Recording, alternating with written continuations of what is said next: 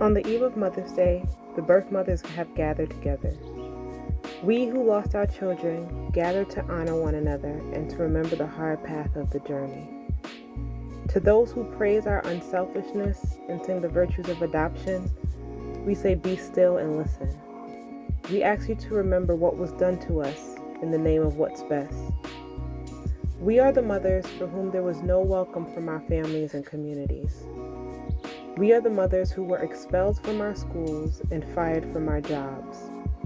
We were sent away to strangers or distant relatives, hidden from view in our parents' house, and locked up in homes for the crime of being mothers.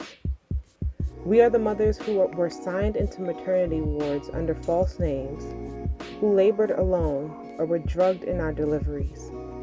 We were not permitted to see or hold our newborn child because our being was shameful. We are the mothers whose youth or poverty, whose fear and shame forced our decision, who signed papers falsely explained to us or were handed a pen within hours of our child's birth. We are the family that was dismembered to make another family possible. We were told our children were better off with strangers and would not notice our absence. Our childless counselors and celibate priests and those married with children said, go on with your life. Forget. It is best. Time will heal. You will have other children. And turning away, they spoke only of the joy of the house who received our children as though it was now the only story. They left us sealed records and sharing memories. We lived in silence, and the pain so terrible it stole our voices. We lived in silence so insufferable it has cracked of its own weight.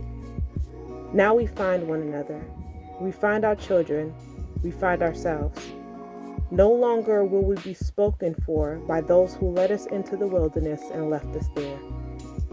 The silence breaks and slowly the world changes.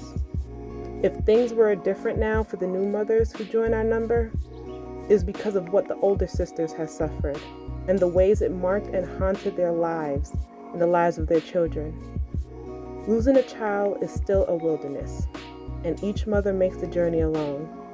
So today, we honor the journey in one another. We reclaim our joy in the birth of our children. We honor our love and our connection to them, which ink and paper do not sever. We name ourselves Mother, mothers of sons and daughters, mothers of mothers and fathers. This day, we tell our stories without shame. We honor one another and we honor ourselves, saying, blessed be the birth mothers. Blessed be.